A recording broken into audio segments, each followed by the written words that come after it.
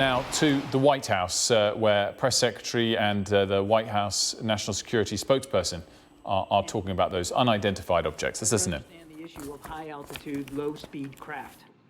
Now, let me start with the Chinese program. When President Biden came into office, he directed the U.S. intelligence community to do a broad assessment of Chinese intelligence capabilities and to ensure that we were working to detect and to protect against them. I think for reasons that you will all understand, we cannot publicly go into many details about how we discover and counteract foreign intelligence collection efforts, because much of what we have done and are doing is, of course, sensitive. But we were able to determine that China has a high-altitude balloon program for intelligence collection that's connected to the People's Liberation Army. It was operating during the previous administration, but they did not detect it. We detected it. We tracked it. And we have been carefully studying it to learn as much as we can.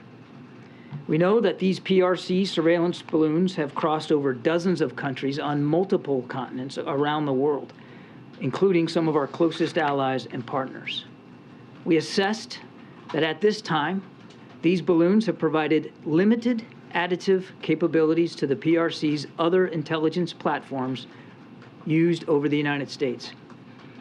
But in the future, if the PRC continues to advance this technology, it certainly could become more valuable to them. The President also instructed the intelligence community to take a broad look at the phenomenon of unidentified aerial objects. Indeed, President Biden conducted the first ever daily intelligence briefing session devoted to this phenomenon back in June of 2021. He was briefed that this is not just an issue for the United States, but one for the rest of the world. And as I said, our friends and our partners are dealing with this as well. We worked on a bipartisan basis to stand up an office at the Pentagon to study this in partnership with the intelligence community, academic institutions, and the private sector. These unidentified aerial phenomena have been reported for many years without explanation or deep examination by the government. President Biden has changed all that. We are finally trying to understand them better. Now, in light of the Chinese balloon program and this recent incursion into our airspace, the United States and Canada, through NORAD, have been more closely scrutinizing that airspace, including enhancing our radar capabilities, which, as the commander of NORTHCOM and NORAD, General Van Herk, said just last night, may at least partially explain the increase in the objects that have been detected.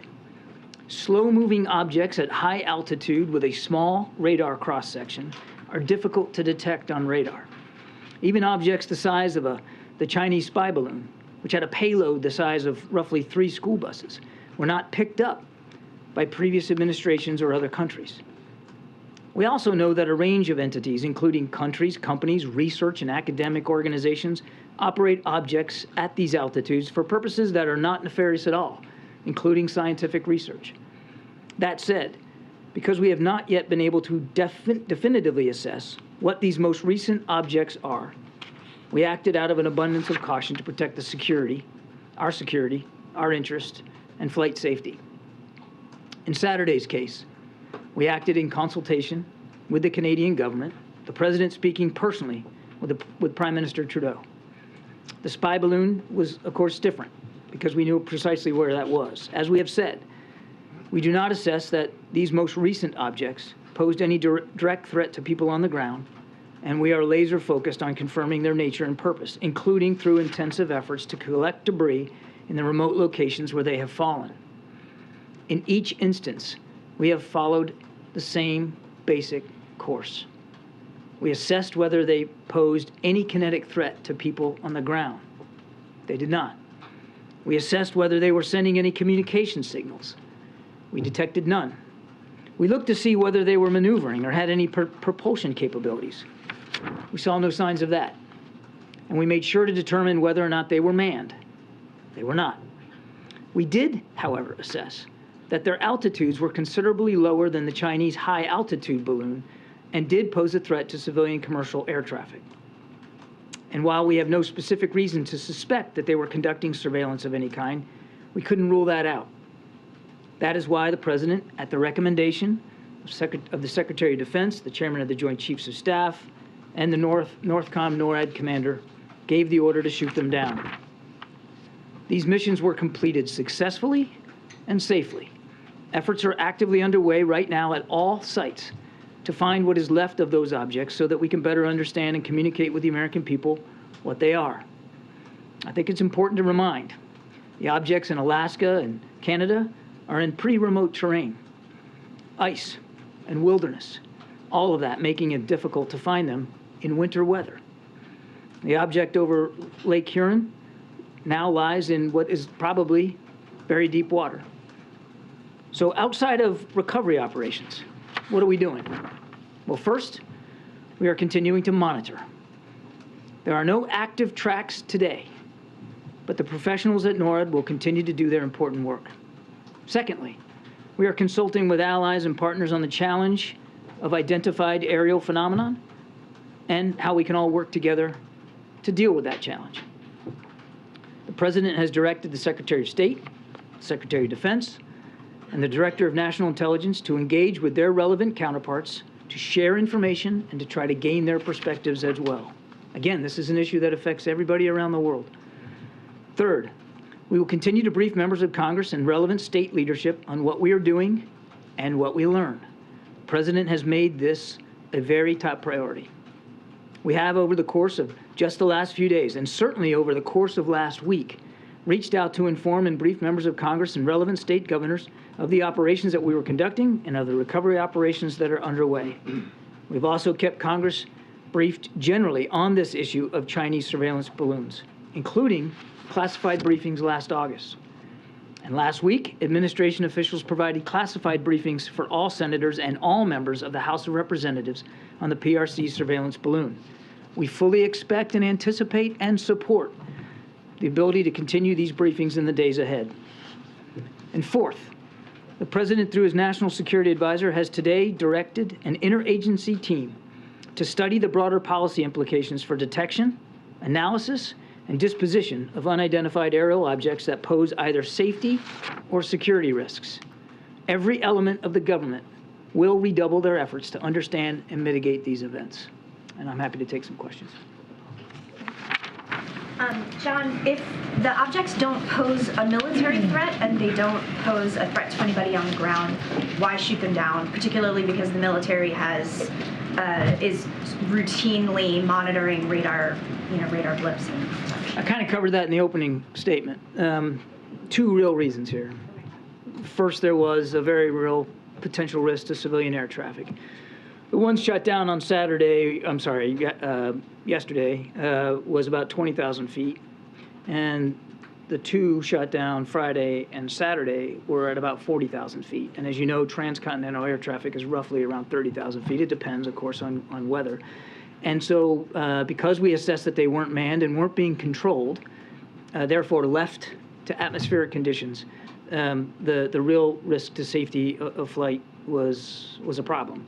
The second purpose, and I talked about this earlier too, was even though we had no indications that any of these three objects were surveilling, we couldn't rule that out. And so you want to err on the side of safety here in terms of protecting our national security interests, and the fact that these objects could have and likely did at some point in their path transit over potential military sites of ours or sensitive sites. So again, out of an abundance of caution for those two reasons, the President, with the recommendation of his military leaders, directed them to be taken down. Because it's so unprecedented, should the public be hearing from the President directly on this? We have been, I think, as transparent as we can be. I won't speak for the President's personal speaking schedule, but I mean, he has been deeply engaged in every one of these decisions. He's been kept informed, including as of this morning, on what's going on with recovery efforts, and he's very much staying on top of the issue and directing his team to make sure we are properly consulting and briefing not just members of Congress but state leaders as well, and of course, we're also doing what we can in the public sphere. Can you get the European countries? Wait a second, sir. Excuse me. Thank you, John. What is the President's standard going to be going forward about when he orders an unidentified object shot down? It comes down to one simple formulation, and that's if at the recommendation of his military leaders, he believes that the safety and security of the United States, the safety and security of the American people, his prime responsibility, warrant that kind of a decision. So it's possible we could see these shoot-downs on a regular basis like we saw over the weekend? I don't think it's useful for me to get ahead of where we are right now. The president will always side on preserving and protecting the safety and security of the American people. You said we're not flying any surveillance balloons over China. Are we flying any other kind of surveillance craft routinely over China? We are not flying surveillance balloons over China. I'm not aware of any other craft that we're flying over into Chinese airspace. And then finally, can you tell us anything more about this octagonal object? How big was it? We're still trying to assess what that was. I'm not going to get into a description. I've seen the press reports about what it looked like. I think we all need to be humble here in terms of what our ability is to positively identify stuff from fighter aircraft that are going several hundred miles an hour past, essentially, in terms of relative motion, a stationary object that was not very big. So we don't know what this exactly looked like, and again, we're still not sure exactly what the purpose of it was or who owned it. But we hope to be able to find out more once we can recover the debris from that one and from the other two as well. Let's go. Just a few minutes ago, Prime Minister Trudeau said that there's some sort of pattern to the objects over the last few days. Is that something you could elaborate on, what sort of pattern the White House has seen? I'm not familiar with the Prime Minister's comments, so I don't know if I should take a swing at that. I would just tell you that, going back to what I said before, these objects were not being maneuvered. They did not appear to have any self-propulsion. So the likely hypothesis is that they were being moved by the prevailing winds.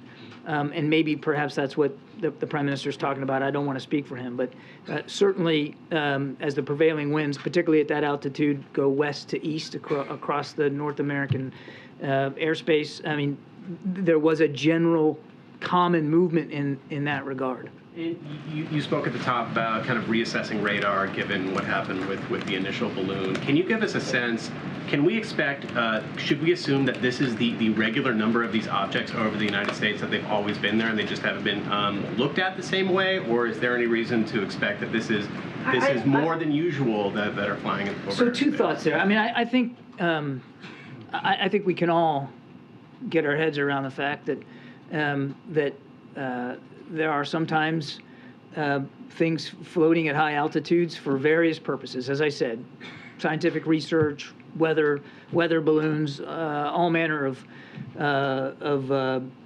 innocuous craft can be aloft at high altitudes. I don't think that that's necessarily unusual here. It's difficult for me to say exactly what you can expect going forward.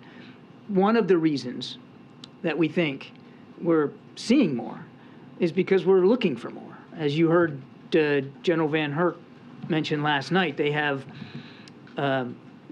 modified the filters and the gains, as we call it, of the radar capabilities to look more discreetly at high altitude, small radar cross section, and low speed objects.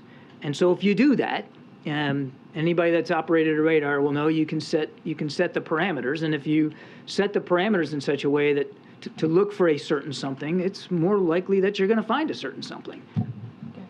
Given all you've discussed here and the actions the administration is taking and what people have learned, Chinese spy balloon this year and previous years, these unidentified objects that we shoot down, they might have a question. When it comes to these higher altitudes, are America's borders secure? The president takes, as I said earlier, he takes our national security extremely seriously. He has no higher responsibility than the safety and security of the American people. And I don't think you need to look any further, quite frankly, than the decisions he's made in just the last week to 10 days to evidence that. But it feels like he's plugging holes, like these are vulnerabilities that we are discovering in real time. You're making an assumption there that I don't know that the analysis will actually bear out. Brian in the back. Thank you very much. The president gave the order to shoot down the object over Lake Huron yesterday. Where was he? What kind of information did he have when he gave that order? What was briefed to him? And how did he anticipate the outcome of that? He was here in the White House. He was kept constantly informed by his national security team and certainly by the military. He made that decision. I couldn't give you the exact time on the clock, but it was, I believe, mid to late morning, and then it was executed in the afternoon. Were there contingencies in place in case there was a reaction from a foreign government in reaction to shooting that object down? Was the president anticipating the one yesterday? Yeah. Well, it was shot over. I mean, it was shot over Lake Huron and landed in what we believe to be the Canadian side of the lake.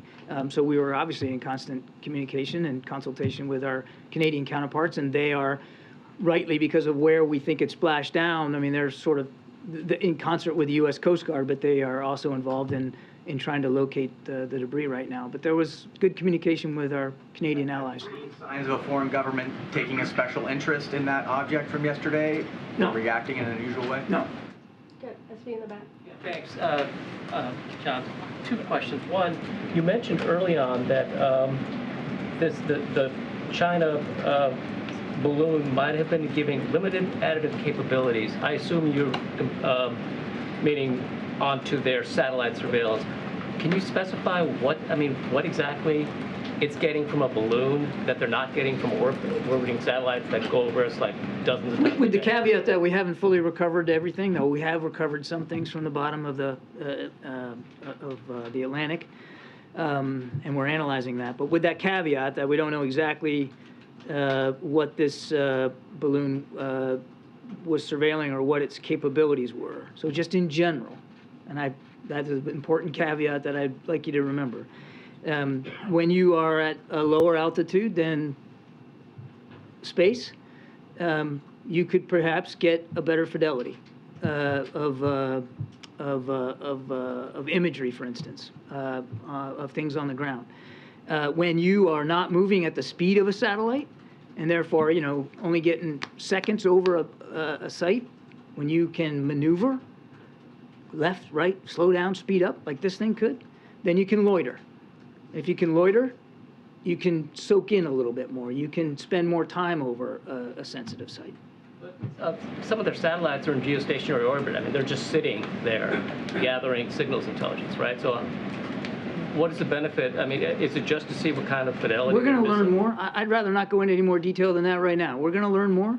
And frankly, I think that's a terrific question you should be asking Beijing. And one last one. You said that the other objects shot down were not able to transmit, or were not transmitting signals, that they did not have any propulsion. Did the China balloon, did that have any, was it emitting signals back?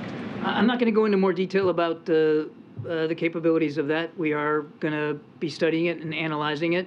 There is no question in our minds that that system was designed to surveil, that was an intelligence asset.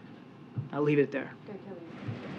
Has there been any outreach from anywhere in the administration to the kinds of companies that produce weather balloons or other craft that would fit these descriptions that might be from the commercial or corporate world to say, is this yours, or any kind of outreach? Or have you been hearing from anyone who might say, we have ours, they're in this area? Is any of that going on now? I don't know of any conversations right now, Kelly, but one of the reasons why the president directed Mr. Sullivan to put together an interagency effort is to take a long look at that and try to learn a little bit better about who is up at that altitude doing what for completely legitimate purposes. I think we all recognize we need to probably have a better sight picture on that, and that's why the president wants this interagency effort to take a look.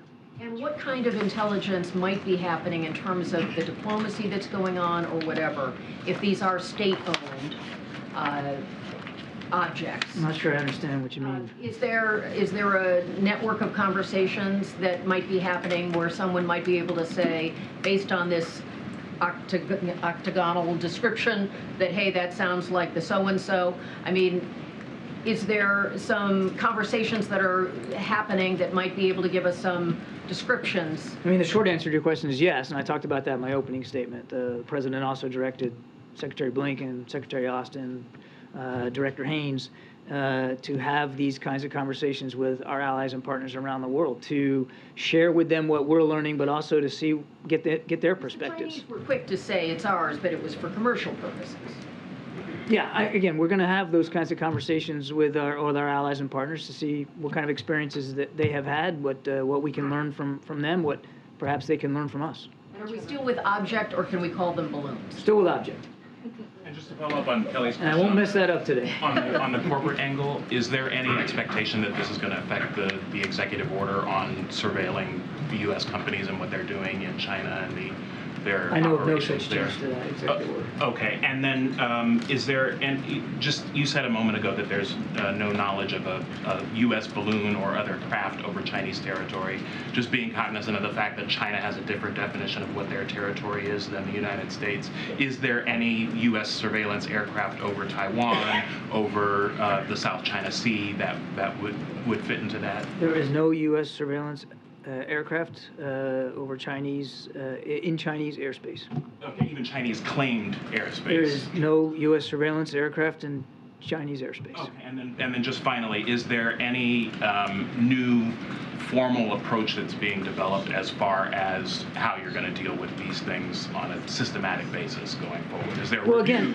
again, that's exactly what the president wants Mr. Sullivan to run, as a process, an interagency process, to help us, as I said in my opening statement, get around the policy implications here, and whether or not there needs to be any policy changes going forward. There's no precedent for U.S. fighters taking down objects over U.S. territory, as far as I'm aware of. I guess my question is, you talked about the tweak in the radar systems. Yeah. Has there been a tweak in the threshold for the Pentagon presenting to the President signing off on military action related to anything over our airspace? I'm not sure I'm following what you In the mean. wake of the Chinese spy balloon, Yeah. the radars were tweaked, which is why you think you're seeing some of these things. Right. Has the decision about, or has the threshold for the use of fighters to take down objects also been tweaked? Has it been lowered? Has it been changed? We've never seen this before. All of a sudden, we've seen three. No, three actually, days. I'm sorry, I didn't understand it at first. No, I mean, and you heard General Van Herk talk about this last night. He's using established protocols to engage craft in the air, aircraft in the air, that can be legitimately brought down. And as he said last night, the best way to do that, certainly in a timely and efficient, effective way, was through fighter aircraft and through the Sidewinder air-to-air missiles. And they looked at, and he talked about this, they looked at other options to try to bring them down, to include gunfire, but that would have presented a greater risk to the pilots themselves. So this was the safest, most effective way to do that. Now, where we go from here, I think we just don't know right now in terms of whether there needs to be threshold changes, as you put out. I think it's important to just take a step back here, and remember what the president did was ordered these actions with the safety and security of the American people foremost in his mind, and there were very good reasons to do it. The military then, once given an order, determines how they're going to execute that order.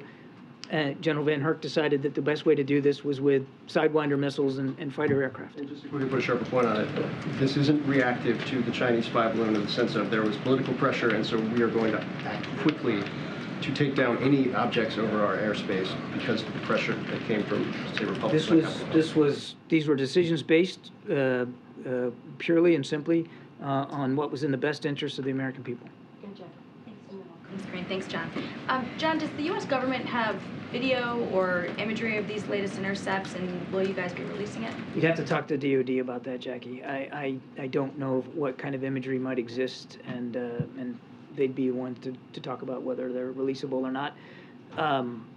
Obviously, certainly with respect to the spy balloon, we want to make sure that we are gleaning what we can from this imagery so that we can answer your questions better. And so to what degree there is or will or will not be public release, I do want to stress that, we're going to want to make sure that we have had a chance to analyze that imagery for ourselves as much as possible. following up on Phil's question, I mean, I guess what we're trying to discern is, you said earlier, we're looking for these more, so we're finding more, and I said that could be one reason why we're finding more. one reason, but what we're getting at is, why are we all of a sudden shooting them down? And to add to that, the NORAD commander, for instance, said that when the first spy balloon was crossing over American and Canadian airspace, one of the reasons that he couldn't take action was because his assessment was that it didn't pose a military threat or have hostile intent, and so he couldn't take action there.